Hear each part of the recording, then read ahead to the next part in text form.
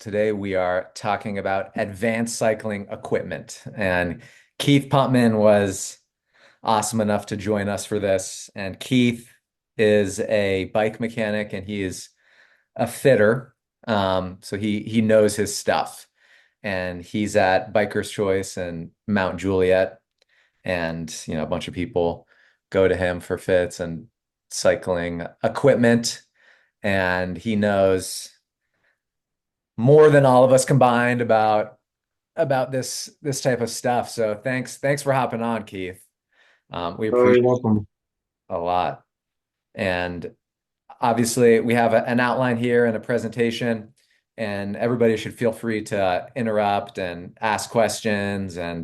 But we want to talk about some higher level stuff, not basic bike stuff. We want to talk about, the disc brake maintenance, um, tires, how to optimize gearing, wax chains, and we can dig into the nitty-gritty on gearing. The question of gearing has definitely popped up a lot among the athletes I coach, especially after watching a bunch of Tour de France athletes run massive, like 64 tooth big chain rings. But when you dig into the actual RPMs that you can produce at a given speed, I'm not personally convinced that there's a whole lot of value in that, but we can chat about all that.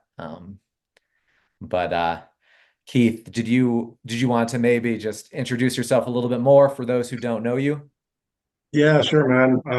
Again, thanks for having me on. I've worked on a lot of your bikes, and I think, one of the coolest things to see is people starting to really pay attention to their bikes, try to do more. I know there's certain things you shouldn't do at home, but people are trying to do more because things happen on race day, and if you're used to doing this, at home, you're able to do quick stuff to get you going because stuff does happen. I mean, I'll bring up Riley's name. I mean, nothing about bikes now is doing a lot for his bike, and Alex and Kat and all those guys.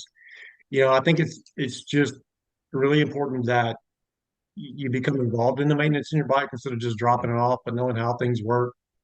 If those brake pads, like we're going to talk about, are rubbing on race day, what do I do besides take it to the guy and stand in line for 40 minutes?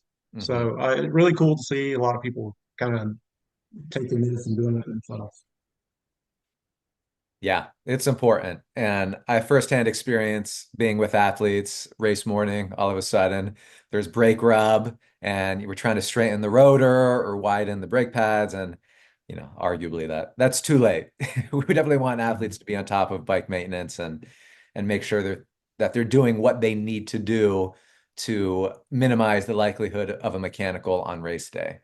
Um, so we can start with disc brakes because that has been, I think athletes now, they kind of know how they work, but there was a 2 year period where it was a little bit chaotic. Athletes would get disc brakes, they couldn't adjust them as easily as rim brakes, etc. So, what are some things to consider as it relates to disc brakes and disc brake maintenance? Yeah, let's jump into discs. Because when I go to pre-race check-in or whatever, and I'm working one of these events, um, probably one out of 4 or 5 people that come up are having that. Mm. And again, be aware of what type of brakes you have. What are they prone to do? Um, it- how wide are your rotors? How good are your pads? Um, how great are your pucks moving in and out? All those things play into it. But the main thing with disc brakes is cleanliness, and um, we can't overemphasize that enough. I'm a huge believer that a little alcohol prep pad you should keep with you to keep the rotors clean. And this is like, after a ride, anytime you feel like you've been out and maybe compromised that rotor a little bit, because dirt and dust doesn't hurt a rotor, but oil does. And when we start talking about oil, we talk about overspray from guys spraying lube on their bike, which I hope none of you are doing, to using different solvents on to clean your bike that are not real bike stuff, or Blue Dawn, which I love. But the main thing is cleanliness, and making sure that if your bike is on the back of your car, take a look at where the exhaust is. Mm, We see this a lot. The exhaust off a car can contaminate a rotor. So make sure you might need to move your bike around a little bit or protect that rotor. If any of you are not buying little rotor protectors, man, that'll save you so much in the end, especially if you're traveling a long distance. Cover those things up. But the first thing is basically just keep everything clean. The next thing is, you know, tri bikes are famous for, I mean, we sweat and we ride long distance. Um, Pulling the pads out and cleaning the pucks that actually push the pads together is something that you can do at home. And I think most of you can. It does involve removing the wheel, removing the brake pads, and then knowing how those work. And so, if you haven't done a video on how your disc brakes actually work, probably a great thing to do. There's a couple of moving parts in there that, if they're not clean, they're not lubed regularly, and I say this probably twice a year, you'll get one side pushing to the other instead of them pushing together and squeezing your rotor like it should.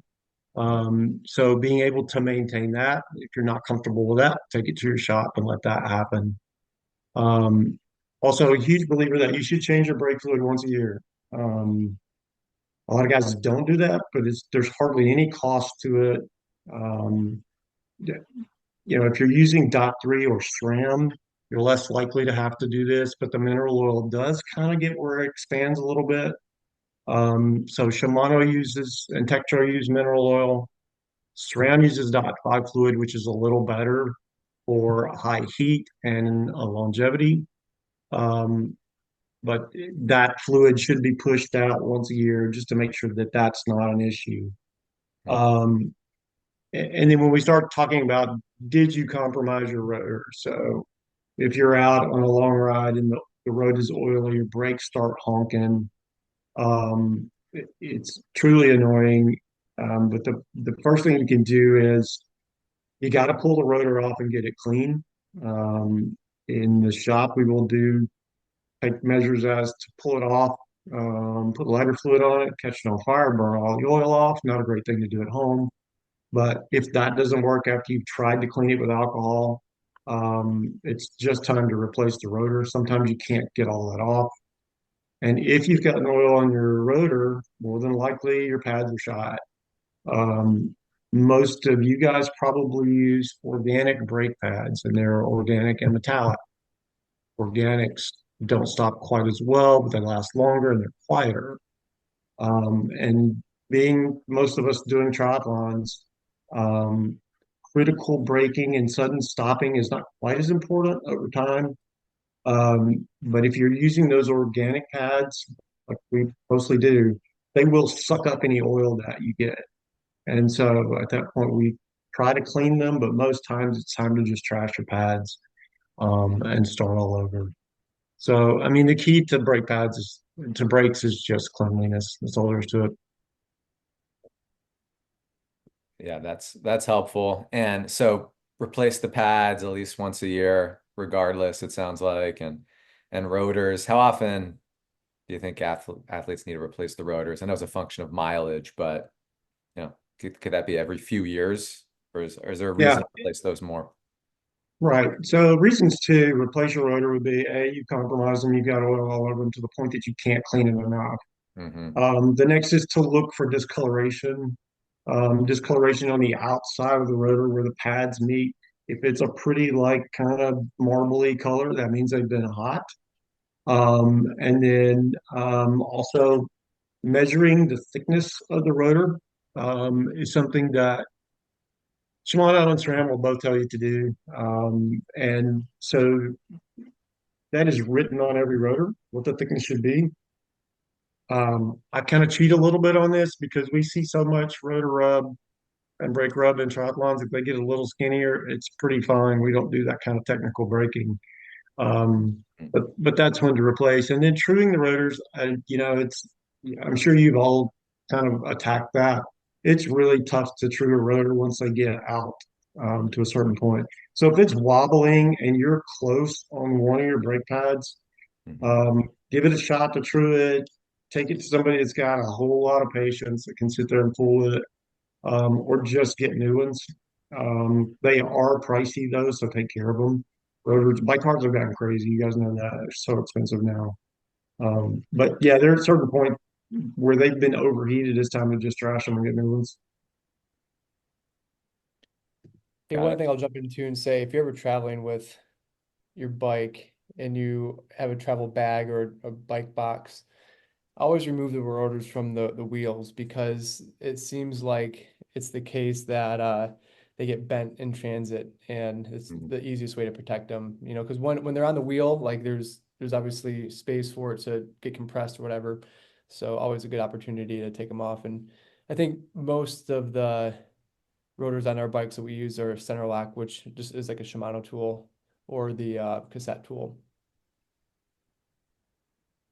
Yeah, I would agree. Like the two things you should probably pack. Like if you have front and rear rotors that are the same, having an extra one in the pack is not a bad idea. I tell guys to do that when they're traveling, as well as take a derailleur hanger with you as well. So those are the two things that you can pop on in an emergency that'll get you racing. That's a good point. The most frequently broken or damaged component, I would say, is are the derailleur hangers when athletes travel. It seems like I remember the last month it happened a couple of times. I know somebody just posted on Slack about it maybe a couple of weeks ago, but it's definitely good to have some backups. Yeah, it's not, I think it was Chattanooga a few years ago where everything blew over. And I saw where there were several derailleur hangers broken. And I mean, man, if you don't have Oh one, yeah, you're just kind of screwed. right. So that's a great piece to keep with you. Anybody have questions on disc brakes? Now's your chance. Nope. Then potentially we can move on to tires, which, 10 years ago, nobody gave a second thought to tires. Half the field was probably riding gator skins. Now we know they make a huge difference. This is Aero Coach. They do a good job testing tires. You can see, the potential watt savings, however they quantify the watt savings, but regardless of the accuracy of this, it's going to be a function of velocity and stuff. But it's you can see the difference between, you know, good tires with good rolling resistance and ones that aren't great. I mean, we're talking a potential savings of 20 watts if you put on good tires. Um, so what are your thoughts, or how do you think about tires? What brands or models do you typically recommend? And we can also talk about tubeless and clincher. Yeah, I'll stay out of the what tire do you run thing because I Yep. think there's so many good ones out there now, and have preferences, and that's fine. Yep. Um, you know, uh, the tubeless versus clincher versus TPU versus latex is a lot. I'm sure you guys could probably talk about that for hours, but um, tubeless is becoming more and more popular. I love tubeless tires on a tire that is big enough to handle a loss of a little bit of air.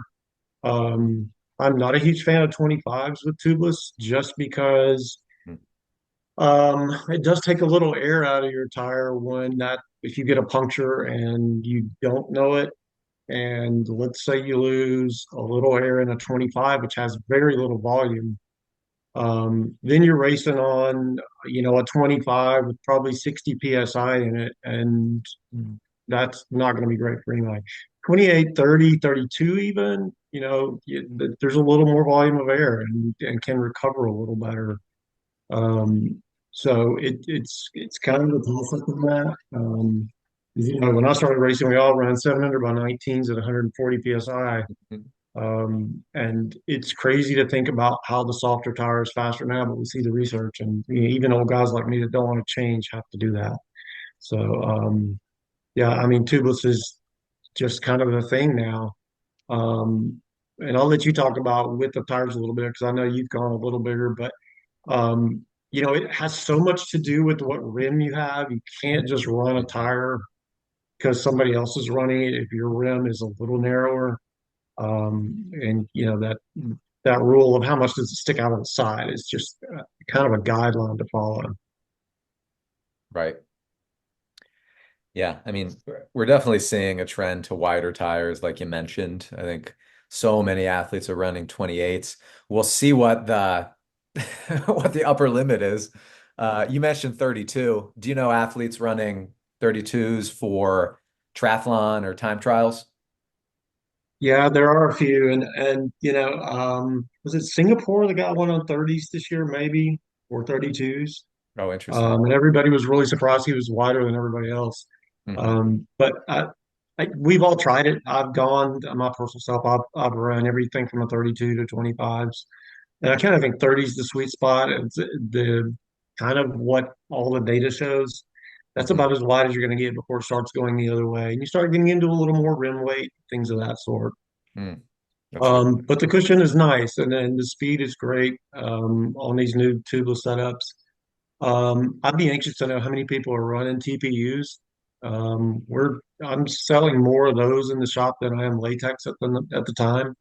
Um, they have a really cool sound to them as well, but the TPU versus latex thing is, I guess, how much air do you want to lose if you're out there for 6 hours? Hmm. Because that's the thing. And that's kind of the only negative I'm seeing out of some of these tires. These guys losing, 6, 8 psi in 6 hours. That's quite a bit. That's interesting. So, so the argument is that, the TP use that they will lose less air, and then that can be an advantage over latex. Yeah, that's correct. But I also, they are a little. I've seen a couple of punctures that I don't think a butyl or a latex tube would have been punctured, Hmm. even though they say they're more resistant and they're awfully thin, and little shards of glass seem to Yeah. kind of work their way in there. It's always evolving. The last time I looked, I think latex, the rolling resistance in general was a little bit lower. So that can be an argument for latex, but I mean, as technology evolves, all of this can change. Just like with the analysis of clincher with latex versus tubeless. Right now, it seems like the data is showing the fastest tubeless are comparable to the fastest clincher tires with latex tubes. But over time, it's probably, and that's largely because tubeless, the tires are still a little bit thicker. Um, but you have to have the right setup. And I'm talking about from a rolling resistance perspective, they're sort of equal. But with tubeless, I mean, the argument is flat protection. You could probably run them at lower, like you're saying, lower PSI and still be okay. Um, so yeah, I mean, I think obviously the trend is towards tubeless, but and I think it's probably going to continue that way. Um, and when it comes to best tire brands and models, as long as you're in this range here, there are a lot of good tires here. The Continental 5000s are really popular, a little bit more durable. Argument has been they're a little bit more aerodynamic than certain other tires, at least according to AeroCoach and other like rollingresistance.com, those sources. That's largely what I look at. Um, the Vittoria Corsa speeds are testing really, really fast. So in my mind, you have the Continental, the 5000, the TTs are really fast. One thing that you should not do is run tubes in a tubeless ready tire. If you're going to run tubes, definitely just run with the normal clinchers because it's going to be a little bit thinner. Rolling resistance tests lower. But if you go to AeroCoach, you can check out this list, and as long as you're in this range, you're going to be good. Yeah, Um, I think just from what we sell in the store and what I see coming back and what's damaged and what's cut. I mean, the Continental 5000s are definitely the industry standard. Everything you look at, that refers to how it does next to that. but also those 5000s are pretty darn reliable. And we sell Vittorias as well. I think the Vittorias are a little more puncture, not as puncture resistant. Hmm. And they have a totally different feel. And this is off season, and this is the time to kind of, I think, play around with that a little bit. That's a good point. Yeah, now is the time to experiment. Test out 30 millimeter tires if you want, if they make sense for your rims, and definitely check. You talked a little bit earlier about the interaction of the tire with the rim, and that's relevant because it can influence aerodynamics, and a lot of the manufacturers will recommend a certain width. It's probably wise to heed those recommendations or use those recommendations. Um, but you can't I would not recommend throwing, like a 30 millimeter tire on an old rim that's really narrow, because then you're going to have this bulging type tire. Probably not a great thing. Um, but um, a lot of things to think about here. And then tire pressure is one other thing we should touch upon. Let me go back here. What do you think about tire pressure? Have you seen a trend towards reducing tire pressure over the last few years, or obviously with tubeless, but what about in general? Yeah, even on clinchers, guys running tubes, that has come down a little bit. Thank goodness. And like you're saying, the wider the rim, the bigger the tire, the less air pressure. And I see here on your notes that you put Silka, and I do love the air pressure calculator that they use. I think it's really good. There's a bunch of those out there. Um, and again, I really feel like experimentation is important for you to get out and really use that as a guideline and then move around a little bit. Um, but I don't know. I think we're almost getting too low in some points because we are seeing more people trying to run low pressure on a narrow rim, and then you get pinch flats from really small places. Like, I mean, if you're somewhere where there's a tiny bridge abutment and you're running a 23 rim with a 28 tire on it and you're running 70, 80 PSI, I mean, it's going to pinch Mm, flat every time. So, don't try to do that unless your equipment is ready for that. that's a good point. It has to be a function of rim width, tire width, obviously, and weight. Weight could play a role.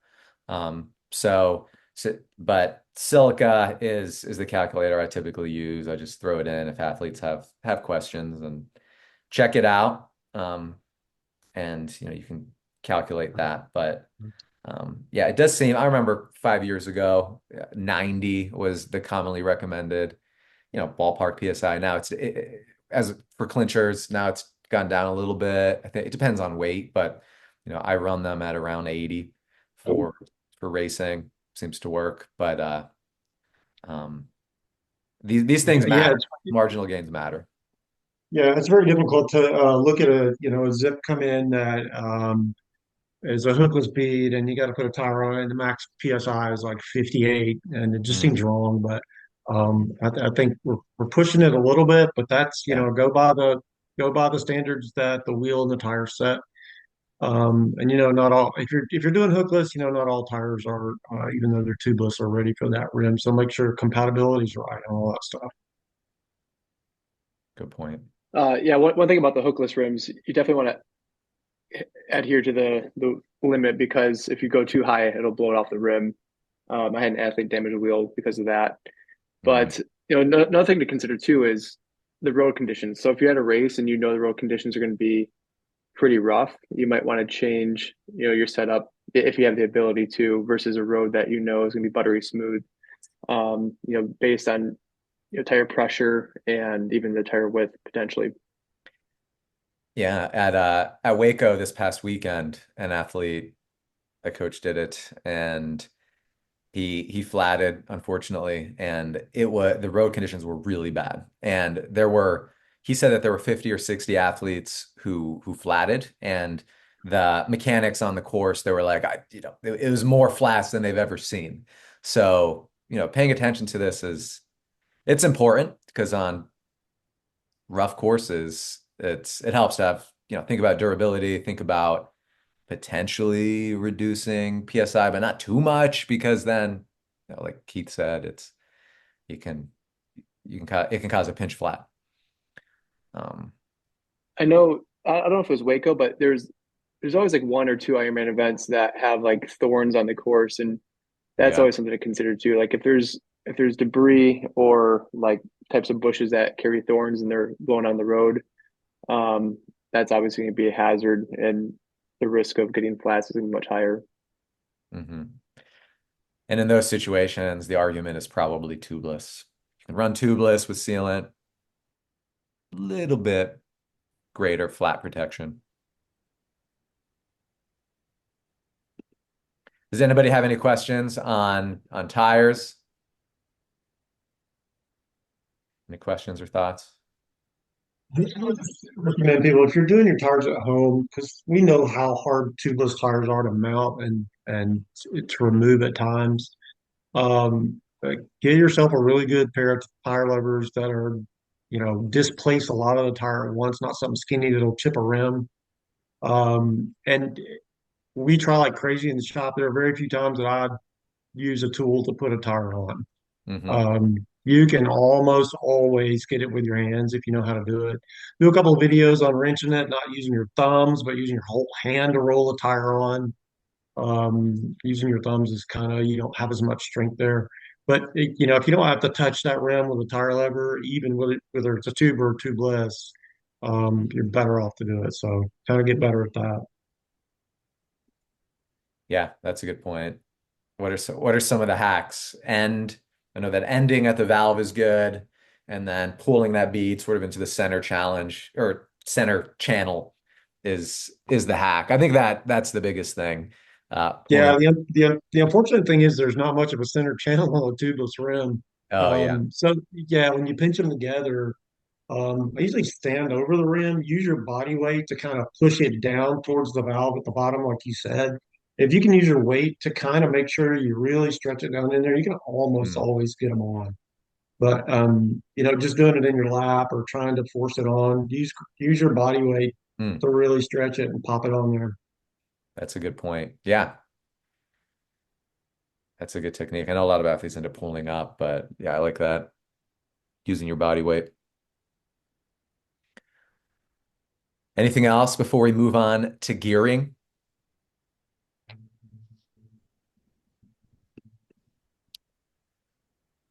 So I've spent a lot of time discussing gearing with athletes, recently, especially with, a discussion between what are the advantages of one buy versus two buy, and then the whole chain ring analysis and all that. Um, but to start the discussion, I mean, what do you think, the best all-around gearing is for the, maybe the average triathlete running two by? Yeah, I mean, I think most common thing we see on your beginner tri bike that you purchase is probably going to come 5236 up front, 1128 in the rear, and that's kind of gives you enough A to ride around here if you're just training. That's a fast enough gear for most guys or girls. I mean, a 5215 at 90 is 25 miles an hour, right? So that's kind of in the middle of the gearing in the back, and that kind of gives you enough adaptability to be able to go, 9 miles an hour when you're climbing or 32 at the top end. Hmm So I think a 52, 36, 11, 28 is kind of the sweet spot for most people before, you become elite. Yeah, I think that makes sense. Um, and we can talk about gearing more maybe in a little bit and speeds and stuff. What about one buy versus two buy? Have you seen a trend towards one buy? And do you think that there are certain advantages from running a one buy versus a two buy? Yeah, and I'm seeing both, and I think it's cool. Whatever you want to do, they work great. The negative to the one by is you are going to have some jumps where when you change gears, your cadence goes from 90. to 65 or whatever. It's a pretty big jump on some of those gears, and you have to have that when you only have 11 or 12 choices. Um, but it's I've run both as well, and I know you run a one bike, Conrad, and it is awfully nice to know I need one thing. I either need it to be harder or easier, and that's all. And in some cases, I think that's so simple for all of us. I mean, we get a little goofy when we're out there and we're tired, and you can miss shift.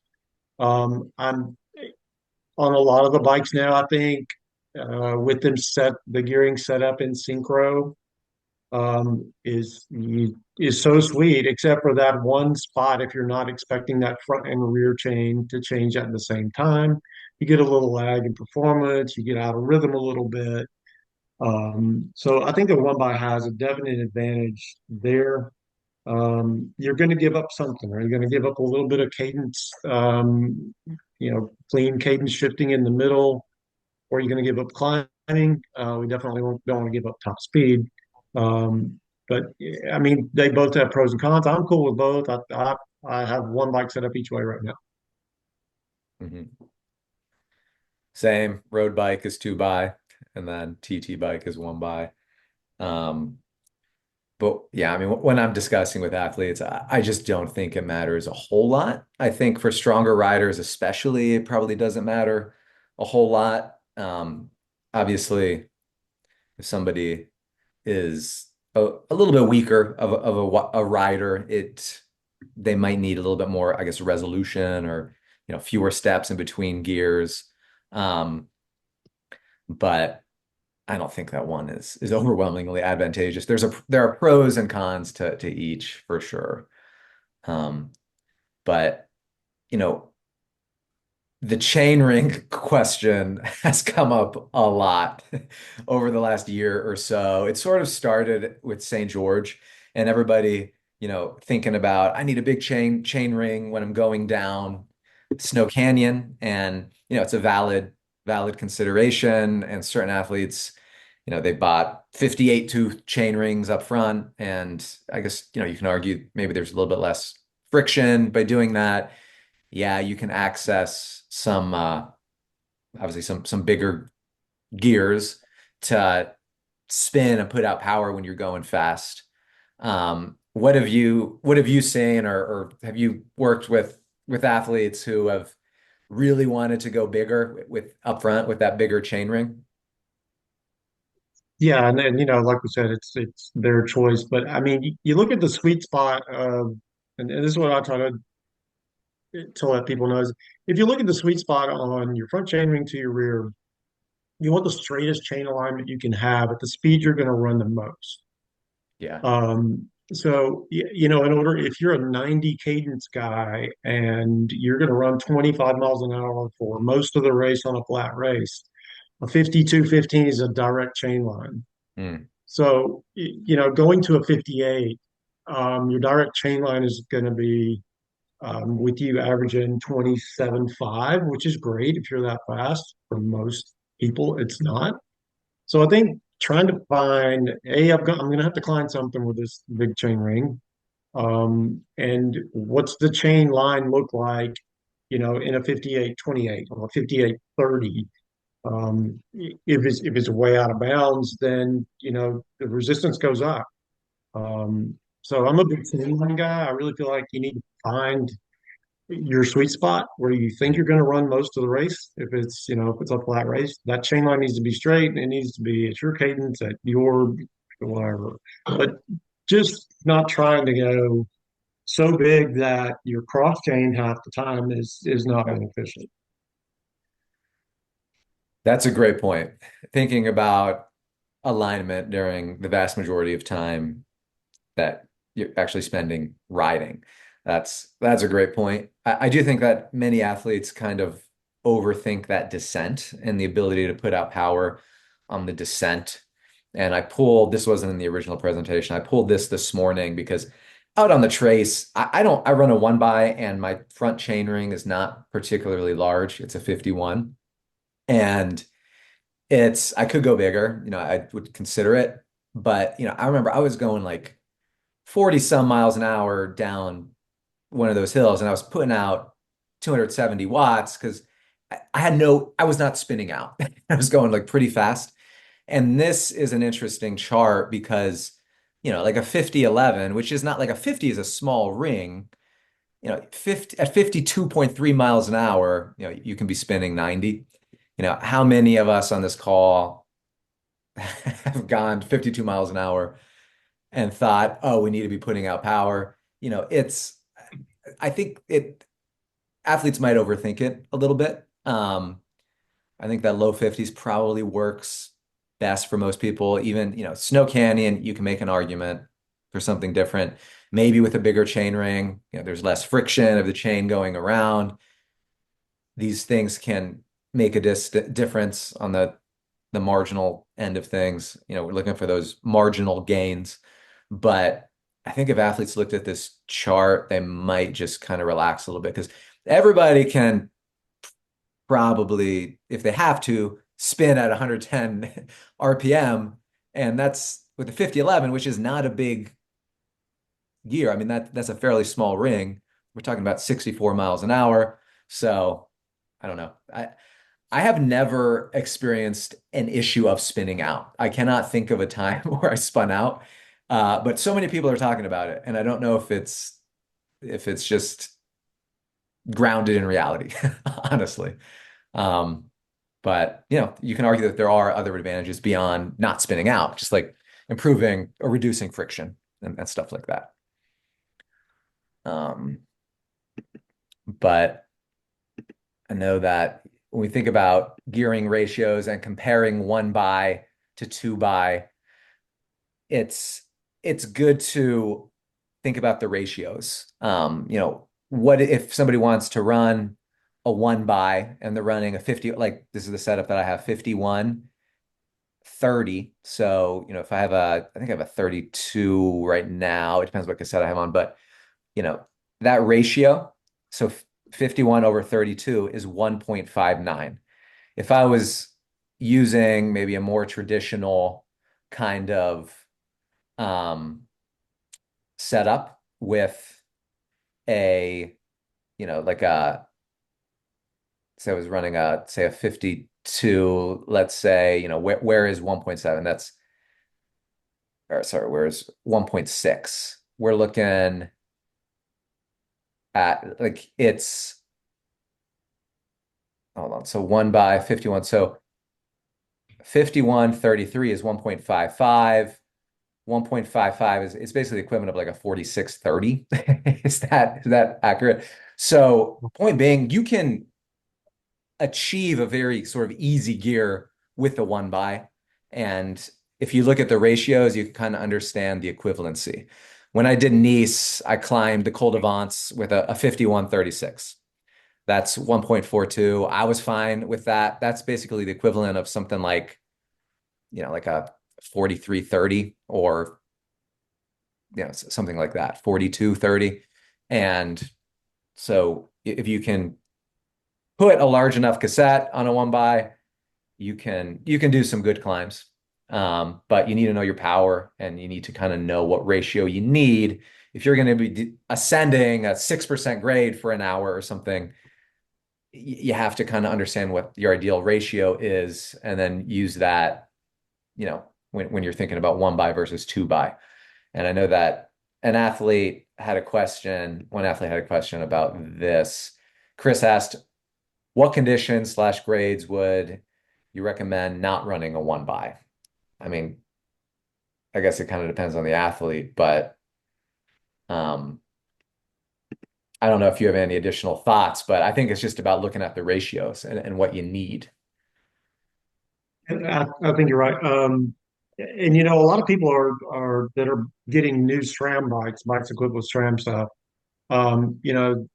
The driver allows a 10 cog on the back, which has allowed SRAM for their drivetrains to kind of make the chain ring smaller. So, Mhm. a lot of people are like, holy crap, I'm not riding a 48. How wimpy am I? Well, your 48 on a 10 is actually not that small. I mean, it is a small chain ring, but it's the equivalent of running a 5236 to run that 48 37 or whatever it is, 13 drop that SRAM uses right now. So yeah, don't be scared of those little chain rings. It doesn't make you look wimpy like we used to think. It's actually really efficient. Runs the chain line pretty straight at about the 13, 14. That's interesting. Um, and yeah, here 5136 is the equivalent of 3927 if you're looking at that. But I do think, yeah, ego and, and fear of being appearing wimpy is definitely something that has caused athletes to lean towards the bigger chain rings. But again, I'm not saying there aren't advantages to going larger, but all of these are good considerations. Does anybody have any questions on gearing or thoughts?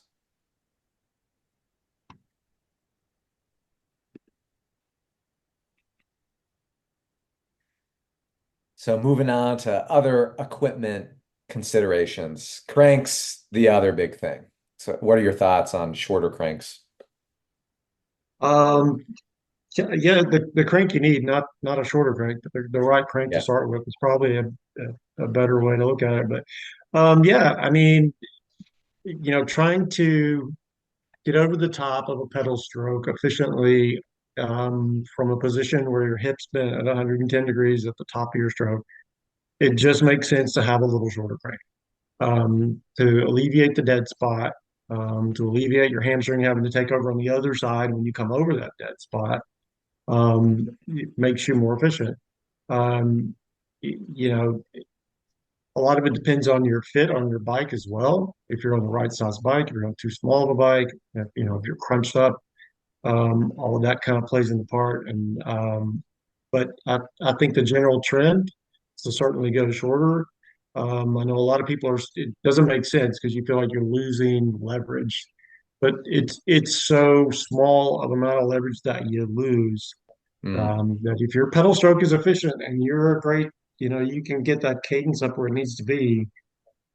Shorter is generally better to a certain point. And one thing I was going to mention is you can buy test cranks. Shimano sells a 12 speed crank for that's non-branded for like what $130 or whatever. It's great to try that for a while. I've got a couple at the shop, a 165 and a 170, where we've let people just try this for a while. Look, it makes sense, and if you're hesitant, just slap that on there for a bit, and you can kind of see it takes a little bit to get used to. I felt like I was pedaling tiny circles on a 165, and I've gone back to a 170. mm. And my power shows better at 170. I didn't think it would. Um, but I think you do have to try it out. I mean, we can look at the way you fit, make sure you can come over the top, but at how short a crank, when do you start losing efficiency? I think a lot of that depends on your cadence and how smooth you pedal. Hmm. Yeah, I think that all makes a lot of sense. Um,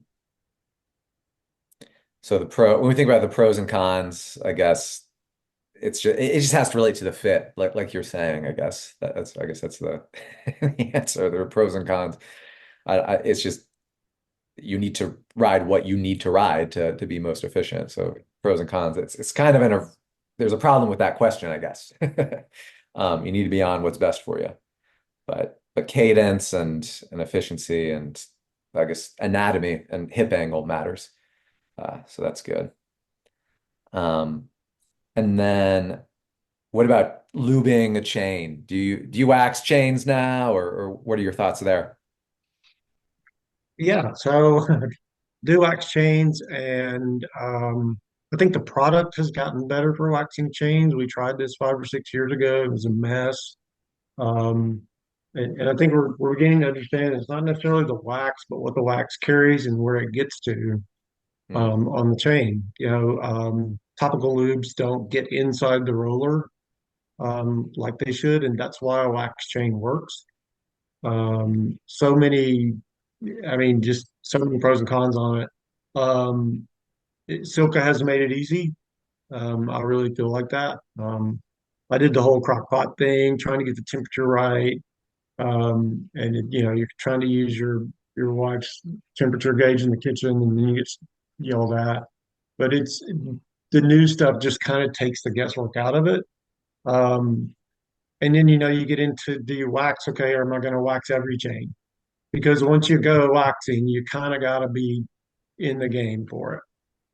People want to change back and forth because it is a little bit of work. Um, and you run a chain down, then you got to clean it. Do you have another one to put back on it, or is it going to be down for a day? Hmm. So, doing two chains is probably better than one if you're going to wax. Just go all in. And then at that point, do you want to run things like, they make a speed chip, they make an endurance chip. There are different concoctions for different races. Mm. I think using some of the lighter stuff, the race stuff, like the TDF guys use, the longevity is not practical for most of us. Mm. Unless you're just going to do a race day application, then be done with the chain. But 100K to get 100K out of a chain, and you're going to do an Ironman, we're going to start having breakdown where halfway through the Mm. race.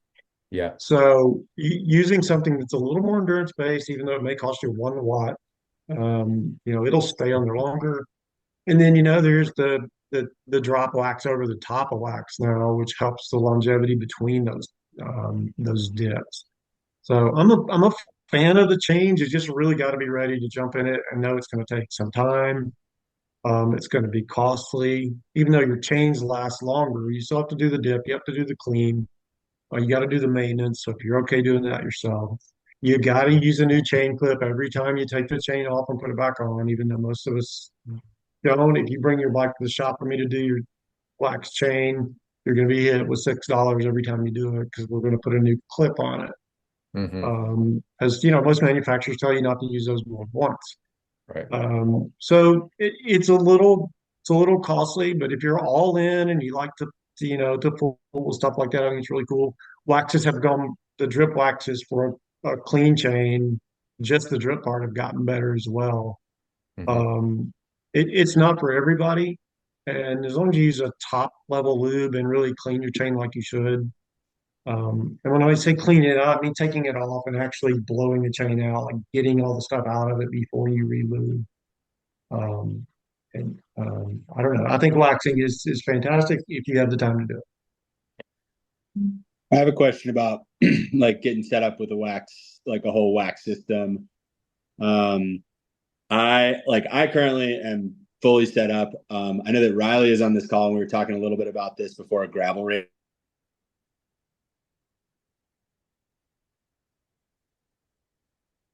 Oh, did you fall off, Derek? I think he fell off. Oh, I think you fell off, Derek. I'll text him.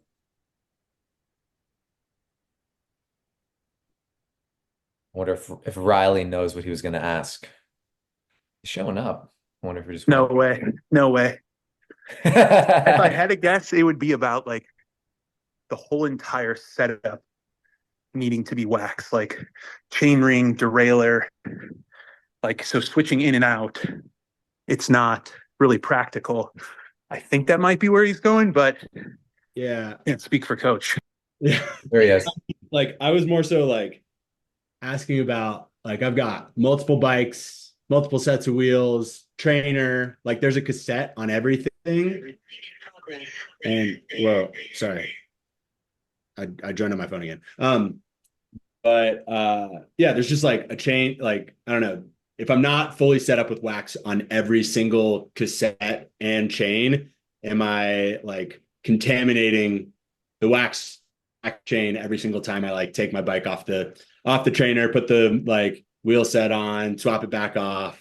Or is it like okay to have like a practice chain on your practice set of wheels? It's like just greasy as all get out, and then like swap out your race wheels and like not expect the chain ring to be contaminating the wax chain. Like is that like clear, that question? Yeah, 100%. And that's kind of, yeah, you are contaminating it every time. So that's the all in game on that is, do you dedicate two chains per bike? And then it does get costly. And then, running a wax chain on your trainer is just going to make a mess wherever you are. Um, Mm. I know the trainer setups that we don't do any wax on them. It's just straight up lube because it's going to get all over the place. If you're in the garage, that's fine, but if you're in the house, it does make an absolute mess. You get waxy grease all over the place. So, yeah, if your drivetrain's not clean front and rear when you start, and you just grinding grease in there, then the lifespan is going to be shorter. And yeah, dirt doesn't hurt the wax, but grease and oil do. So. So how do you strip the the wax from the chain or the lubricant if you're just getting it from the stock? Like how do you prep the chain so that you can wax it personally? Yeah, so I kind of do it the old school way. I still use acetone and I drop it in a bottle, shake it, make sure it's all out of there, do it kind of the old school way. There are strippers now that, you basically are a little more friendly to the environment, all that stuff, and they work great. But I do mine in a little bit of acetone, let it dry, and then clean it again with alcohol, allow it to dry, and then it's ready to wax. So the cleanliness is just the key. You got to get everything out inside the rollers, the plates, who cares? But you really got to clean deep to get that stuff out here like it's supposed to. What about gasoline? I don't know if Nick is on this call, but I know he uses gasoline. Like, Wow, good. Well, I stopped huffing years ago, so I don't know. I don't know. yeah, I mean he uses it. I don't know what other stuff is in gasoline, but yeah, I think this is kind of interesting. And then so what about this when we think about the best waxes? I know you mentioned a few different types. Sounds like you like to submerge it. What do you think about, the applicator, like the squeeze bottle ones, where, you strip the chain and then you just drop like the super secret chain wax, for example? Or do you Yeah, prefer I the mean, submersion method?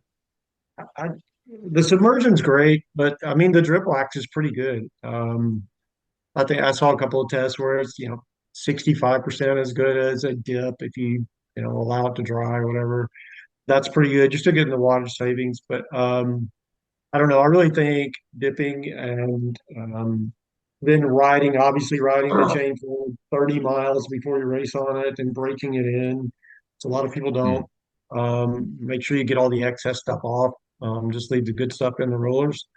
Um, I don't know. I just think dipping is the only way to really. Yeah, The chains are so quiet when they're right. It's right. there's nothing better than the sound of nothing but your tires on the pavement. So.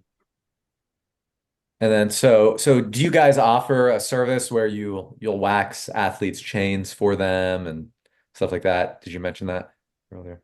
We're not doing it in the shop. I do it here and Got it. do some friend stuff, but we're not offering it in the shop yet. Got it. And what about wax maintenance? So you wax the chain, you throw it on there, you start riding outside. Then what? I mean, is it good to wipe it down, wipe the wax chain down after every ride? And then this concept of topping up the wax with drip wax, is that an approach that is worthwhile, or how do we think about that? Basically, maintenance after it's done. Yeah, most of the manufacturers will say when the chain starts to get a little rattly to add the additive, to add the drip on wax, to get you another 150K maybe. Hmm. But I know when I ride mine, I'm maybe 300 miles before I start hearing noise, and that's under normal conditions. Hmm. That's pretty good, I think. Depending on whether you're riding 200 miles a week or not. But it is a little bit of work. But using the drip-on stuff to kind of extend the life of that chain, um, I don't know. That seems to work. It really does quiet it down for quite a while. That stuff's got to get better. It's everybody's trying to get in the game now. So Yeah. the molten stuff's good. Absolute Black makes their stuff. I've used a little bit of that. It's kind of messy. The molten's hard to get. Um, so I mean, Silk is just out there. They're kind of doing it right now until somebody knocks them off the podium. They're doing the sales. They have the equipment. They're looking at follow up. So um, the only thing I can say is try not to use a chain. I don't know if any of you guys are using colored chains or um, any of those chains. But like KMC chains don't really want you to wax their chain. Okay. And I use those on one of my bikes, and I wax it. It's fine, but they say not to use it on there. That the coating that they use on their really good chains it won't stick to. Mm. I mean, the SRAM and Shimano chains are fine, but KMC is saying not to do it. However, I don't know. I'm doing it. Got it. I can say one thing from experience too is dry a chain off if it gets wet because like it doesn't have like a grease coating on it anymore, so it can rust really easily. That happened to me like after 70.3 Texas. I washed my bike off, threw it in the bag, brought it home, unpacked it like a couple of days later, and it was just like looked super rusty. So yeah, I just like I don't know if that's like a if it's actually rust or it just kind of looks rusty on the outside, but I dry my chain off every time now. Yeah, I say the surface rust will happen quickly because you've knocked off any kind of protectant when you strip that chain the first time. That's a great point. And that's the maintenance on it. Use a microfiber towel that really actually gets down in between to wipe it off. And you wipe it off and spray it off with a little bit of water. Wipe it again, man. It's good to go. Hmm. Cool. Does anybody have any questions on waxing a chain?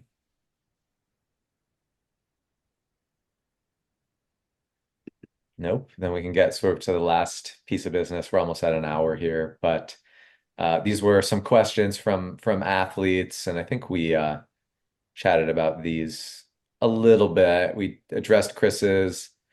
Vanessa, how do we decide the right cassette depending on the race course? Um, Talked about that a little bit using the charts, but obviously if there's a lot of climbing, um, you want to use a bigger cassette. Um, and then kind of understand, I think it depends on the athlete's power output, how much power do they anticipate putting out, how long is the climb. But most athletes are gonna be fine with, the stock gearing and then using a cassette that, 1130 is good, 1128. I'm seeing more 1130s or 11 or 1030s on bikes now than maybe 10 years ago. Um, I think most athletes are going to be okay. Athletes who are putting out, lower power athletes, thinking about those compact cranks. What do you think about the compact crank sets? Like like the where it's like a 34 on the back as opposed to a 39. I mean, do you think how many athletes need this? Do you think like the really compact setups? A lot of tri bikes are coming with a 50-34 setup on the front with an 11-34 in the rear. That's an entry level tri bike, man. If you can't climb with that. Yeah. Um, yeah, but you were talking about cassettes and people swapping cassettes, and I see this all the time. Guys will swap a cassette Mm, um, to a larger cassette without adjusting B screw on your derailleur, or mm, you do have to change the length of the chain. You can't just smack a cassette, on your bike and hope it performs right. mm. There is some change that comes with that and some expense. So, if you go bigger cassette, you more than likely you're going to need an extra length chain. Yep. That's a good point. Quentin asked a few questions in here. So regarding tubeless setup, uh, so if then logic when repairing a flat during a race, plug versus carrying another tube or just carrying a tube. I mean, I guess, how do you approach flatting during a race? I know you run tubeless. What do you carry an additional tire just in case? Or I mean, it's not tubular, but I guess do you carry an additional tube? I hate the strips and the plugs. They work great on big mountain bike tires, and they work pretty good on like a bigger tire. But you hate to carry a tube with you. That's one of the reasons you run tubeless. So I don't have to fool with that. But if you do cut a tire a tube is the quickest way to get you rolling in. Hmm. You're going to lose your fluid if you're tubeless, so there's an issue. You're going to reinflate and just hope you have enough fluid left over to kind of seal up against the strip. Um, you hate to carry a tube, but that's your insurance. Yeah. So he says, are there situations where you can remove what punctured the tire, slosh the sealant around, and reinflate? What do you? I would love to. I think it is tough to answer that, but your default during a race would be if you get a flat, you're throwing a tube in there. We're trying to figure out how to use the sealant to seal the puncture, you think, I in a mean, yeah, race? if you have enough sealant, and that's kind of the question mark. Is there going to be enough left? Uh-huh. And it depends on the type of sealant you use too. Some are better at having bigger chunks that clot up better, and some are not. So the orange seal stuff I think is the best for that. It kind of seals bigger holes than most.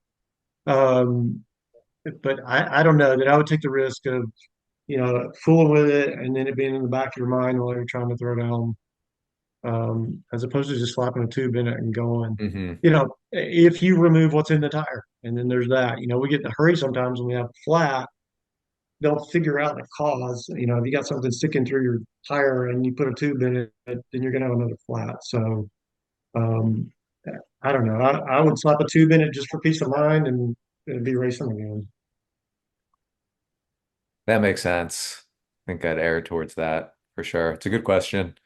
Um, and then what about, so he's concerned about using a tire lever on a carbon wheel. I guess you kind of talked about this a little bit earlier. It's possible to damage it.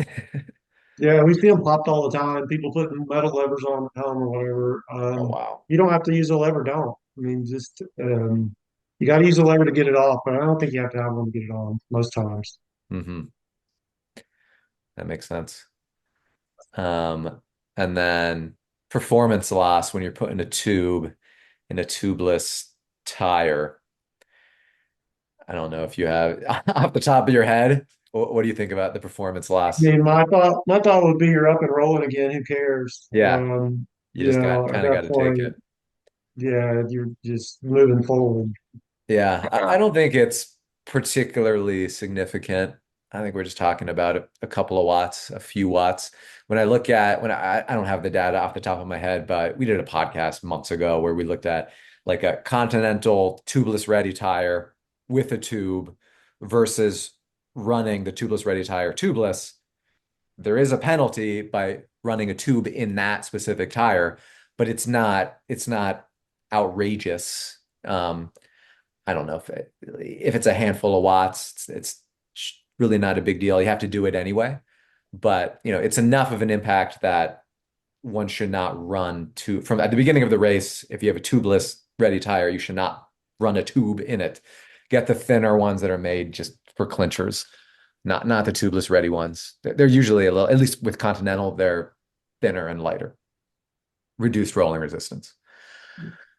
Um, Another thing I'll say too about the whole plug versus carrying a tube. So I always carry a tube, when I race. But if the puncture or the hole in the tire is big enough to where you need a plug, you're probably going to be out of the game anyway. Because even a tube is, if the tire is mhm. damaged that much, you put a tube in there, you're probably not going to get very far until that flats again.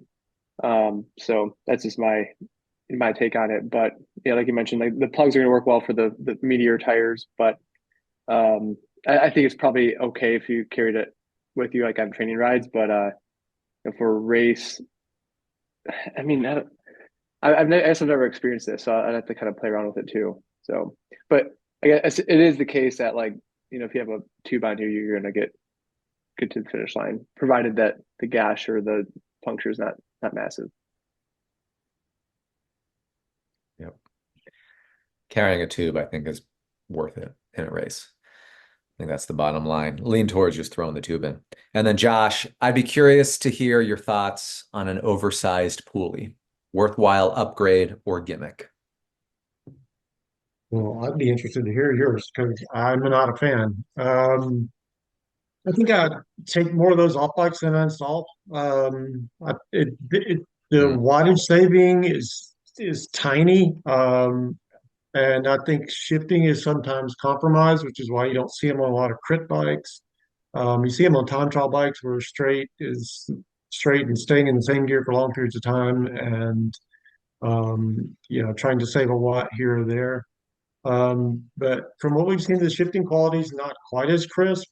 It's kind of the same as running, the old adage that old Tiger shifts better than Dura-Ace because the plates are stronger on the pulley wheels. And what do you give up for weight? What do you give up for a little bit of rolling resistance? I'm not a huge fan, but they do work. Proof is they do drop a watt or two. Yeah, I think that's right. I think I've over the years I've checked so many sources, and obviously the manufacturers will be like huge savings, but I literally think it's a watt. And they look cool. A lot of people like how they look. I think that's a better reason to get them than any performance benefit, but I don't think they're worth it. I think they're more of a gimmick at this Yeah, point. and you can go ceramic pulley wheels without going oversized. And, does that help a little bit? Maybe. I don't know if you want the cool factor, you can get the cool colors, whatever.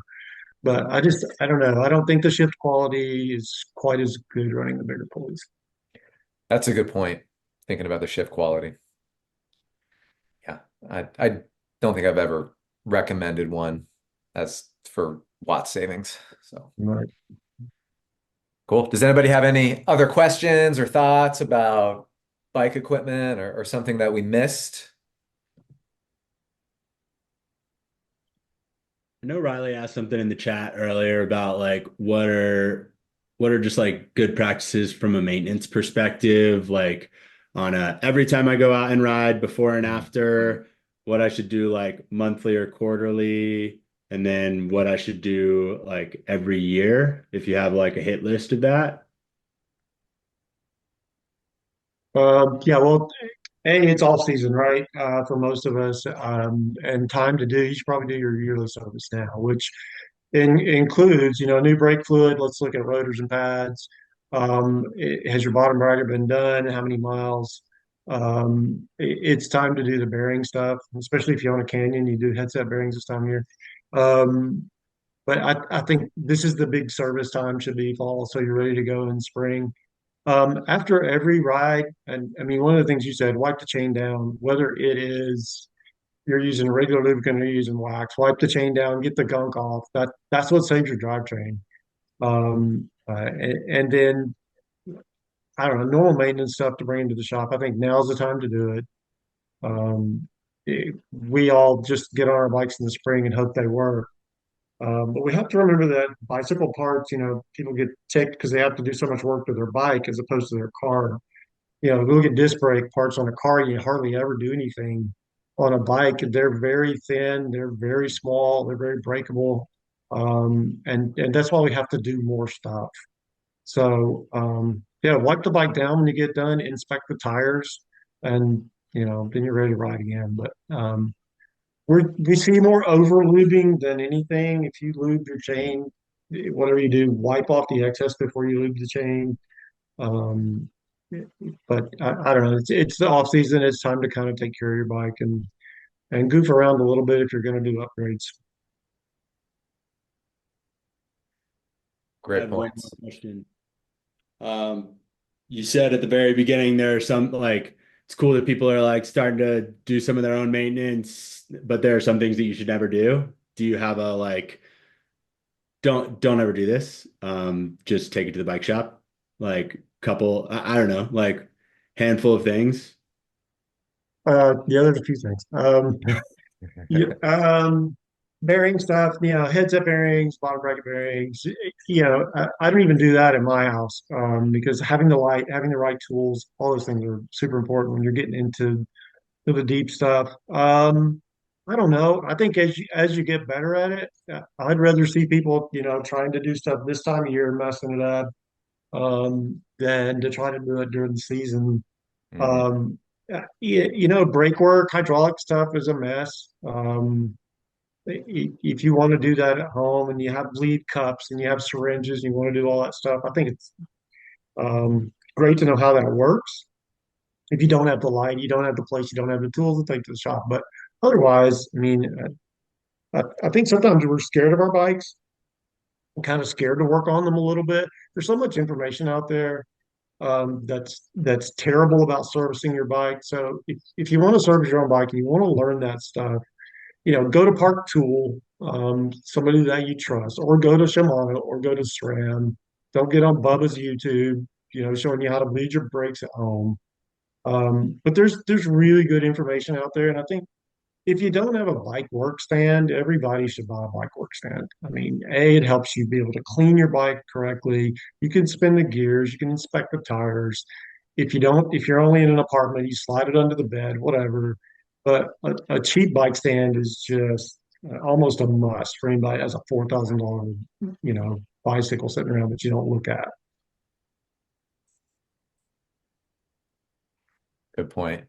What's your least favorite thing to do when somebody brings in a bike and you're like, is there any particular repair or maintenance item that you hate hate doing? Old school trot bikes with the brake underneath. Got it. Yeah, yeah. The rim brake rear, I mean, they always rub, they never work right because everything flies in there. So speed concepts, shifts like I have that, so that's a maintenance hot point for if you have one of those bikes, man, that has to stay clean, cable Mm, has to be lubed, everything's got to work perfect for them to work at all. mm. That's a good point. I know mine, on my Diamond, I have one of those, the rear brake, and I just looked, to Derek's point, it's all rusted. I don't know how it got rusted. It was like the new garage. I don't know how it got wet, but I'm gonna have to figure out the rear brake before next Yeah, season. take it all the way apart. Yeah, we'll see. I'll have to get a new brake. But sounds good. Well, thanks for hopping on. This was awesome. Really helpful. If anybody has any additional questions, definitely throw them on the Slack channel and we'll work to get those answered. But we appreciate this a lot, Keith. And obviously, I know a lot of people know where you are, but Biker's Choice, Mount Juliet, if you're in Middle Tennessee, definitely go and see Keith. I know he's definitely taking care of a lot of working triathletes, so knows his stuff. Yeah, and thank you, man. I've told you this before, but you guys have been doing a great job with this club. I've been doing triathlons for 40 years. A lot of clubs come and go, and I think one of the things you guys do great is to do this type of stuff and educate your athletes instead of just telling them how to work out and telling them what to do and those kind of things. It truly is a community, and kudos to you guys. Well, we appreciate it, Keith. Thanks, and we'll definitely be in touch. But have a good week, Yeah, everybody. later. See Bye, ya. y'all.